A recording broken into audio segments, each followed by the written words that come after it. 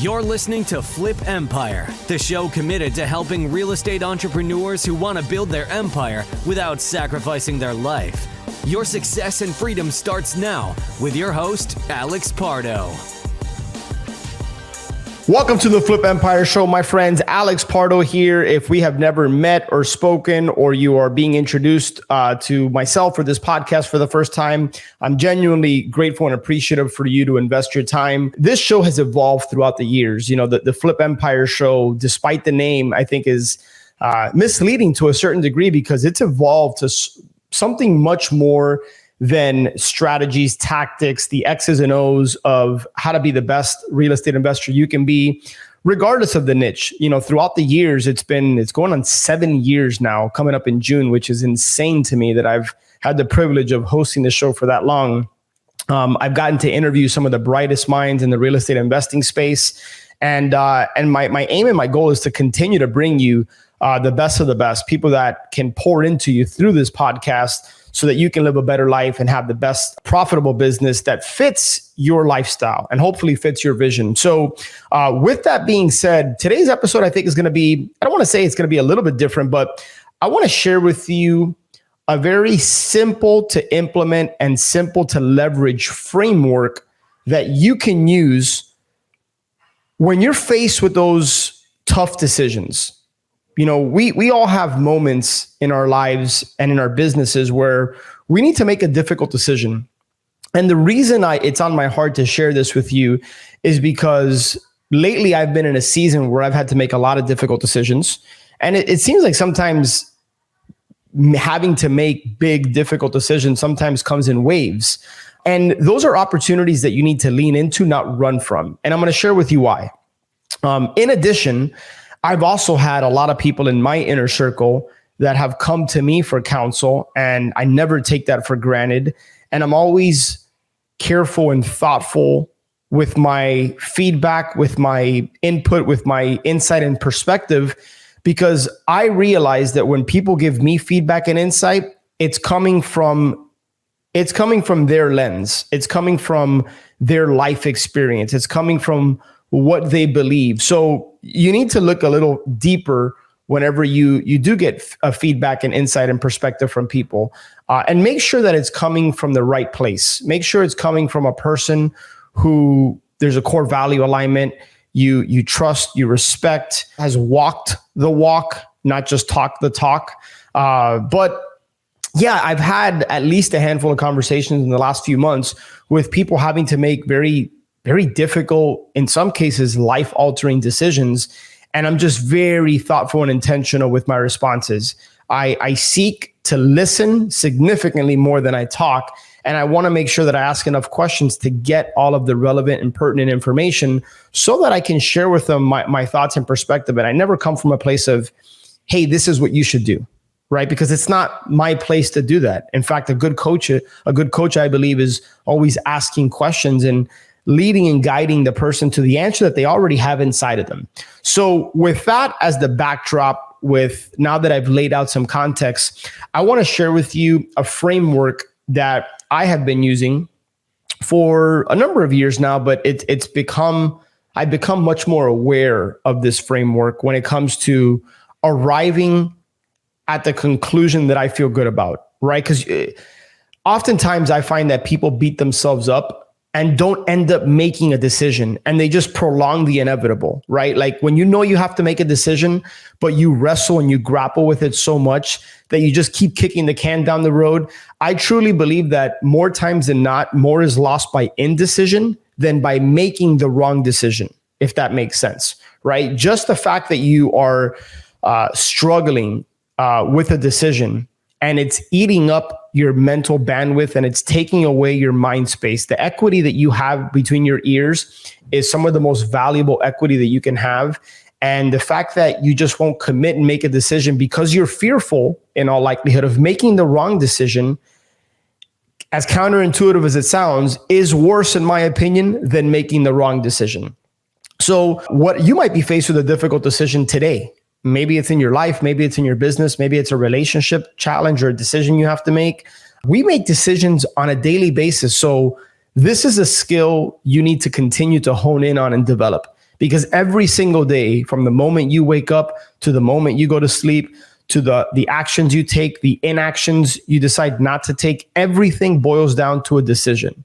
And the more right decisions you can stack up, whether they're big or small, I would venture to say the happier, more fulfilling life you're likely to have when you stack up the right decisions that are in alignment with your values, with your beliefs, with your integrity, etc. So with that being said, one of the first things I do when I'm faced with a difficult decision is prayer, right? Like that's literally one of the first things I do is I bring it to God, because I truly believe that there's no problem, there's no decision that is bigger than He is. And although we have free will, He already knows how the movie ends. And so one of the first things I do, whatever you believe in, if you don't believe in God and it's something else, like I believe in God. You guys, if you've been listening to the show, you know that I'm a man of faith, and that's the first thing I do. If you don't believe in God, then if you believe in some sort of higher power, take that decision, take that, whatever you're grappling with, take it to that higher power.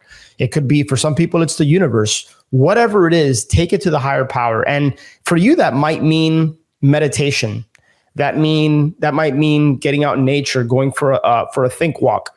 That might be journaling, right? Like as the host, my role here is not to say, hey, this is the only way to do this. That would be very naive and stupid of me to say.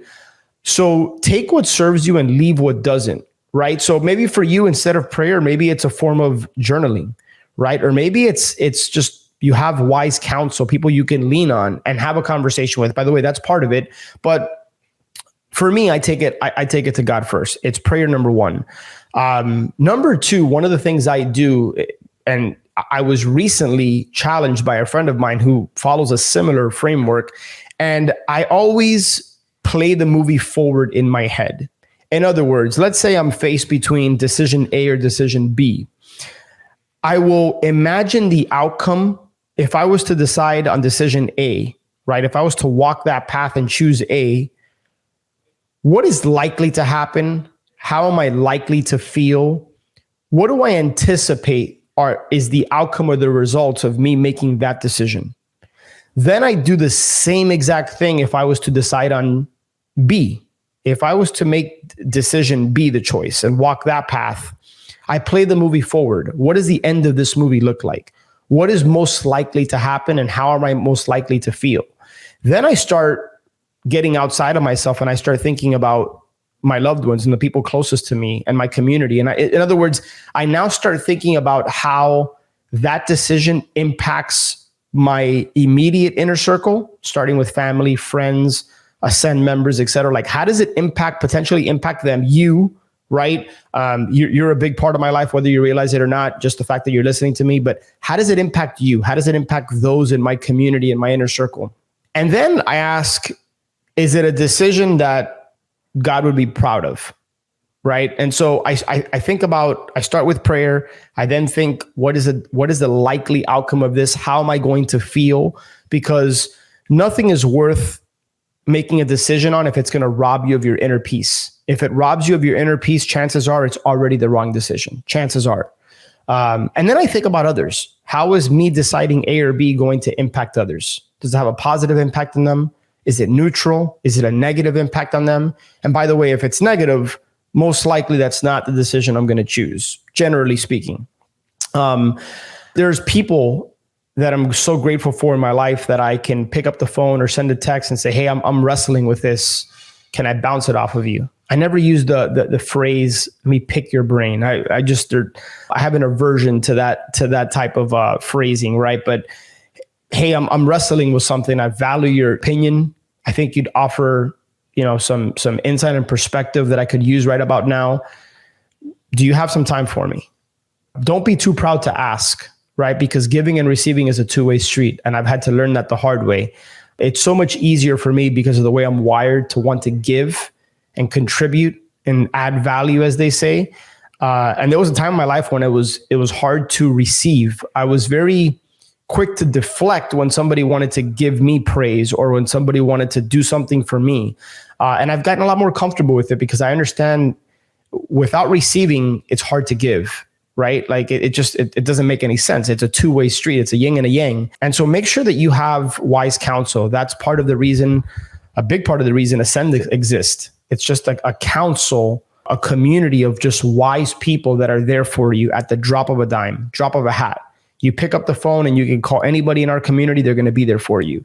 And then one of the things I also think about is, again, I talked about what happens if I don't make a decision in a timely fashion. And so usually the answer I get to is, well, it's just going to eat up at me mentally, and that's going to have a ripple effect on other aspects of my life, right? So now I'm damaging other areas of my life that are also important to me. So one of the things I do if I'm up against the gun and I have an important decision I have to make, but I don't feel like I have a whole lot of time is, and I've gone through the steps I've already laid out in this framework, is I will make a decision. I'll go to sleep at night and I'll see how I feel the next morning when I wake up. If I'm still questioning myself and I'm still struggling with the decision that I've already made, maybe it's time to revisit and change course. However, and in fact, I recently did this. I made a very difficult decision. I didn't have the benefit of a whole lot of time. And sometimes that's an illusion, by the way. Sometimes we think we don't have time, but we really do. Like, what does that even mean? We don't have time, right? This is your life. But anyways, I made this decision. I woke up in the morning and I felt peace. And I think the fact that I just finally committed to make a decision and there was a certain amount of weight and pressure lifted off my shoulders, I could live with the outcome of that decision because I took it through this framework and I made the best decision possible with all the data I had. Okay, so give yourself some grace. Sometimes, one of the things that I think is the worst thing to hear and live with is regret. When you hear about people on their deathbed and they share the regret they had in their life because of the actions they took or maybe because of the decisions they didn't make, maybe it's sometimes they didn't pick up that call and mend the fences on a relationship that was important to them. And now they no longer have that opportunity because of where they're at in their life or because that other person passed away. Regret is one of those things that robs you of peace. So anything that robs you of peace, if you take nothing else from this podcast, but you take that, anything else that robs you of peace, go in the opposite direction. Find things that bring you peace and happiness and joy. Don't rob you from them. And that includes people, by the way. So hopefully this, I think, simple to implement and leverage and use framework can help you in your decision making. And you can apply this on a small decision, a big decision. It doesn't really matter. But what I don't want you to do is continue to delay making a decision because you're in that place of being in the middle. Like, to me, being in the middle is one of the worst places you can be in life, right? Like be all the way on the left or be all the way on the right. And I'm not talking politics, but don't be in the middle, right? Because in the middle, it's mediocre, it's average. It keeps you like just above a certain place, but not exactly where you want to be. So make a decision. You want to be hot or cold. One time, a friend of mine, very well-respected, well-known buddy of mine said, you want people to turn you up or tune you out, but don't be in the middle. Don't live in the middle. And sometimes that means having hard opinions and having a take, even if it ruffles some feathers. You got to be okay with that. But just make a decision is the bottom line. And then if you place value on understanding that you're going to learn, one way or the other, you're going to learn, right? Because the lessons in life can become your blessings. Right? I recently heard that and it really resonated with me. The lessons in your life can become your blessings. So regardless, even if you make a quote unquote bad decision or the wrong one, you're going to learn, you're going to get feedback, and you can use that to improve your life and to help you live a better life and make you a better person at the end of the day. So that's what I have for you on today's episode. I'd love to connect with you. Share this episode with somebody if you think that they can extract some value from it. I want to pour as much as I can of myself into this podcast so that it helps you. That's the end goal here. So that's what I have for you today. And I look forward to connecting with you on the next one. Take care.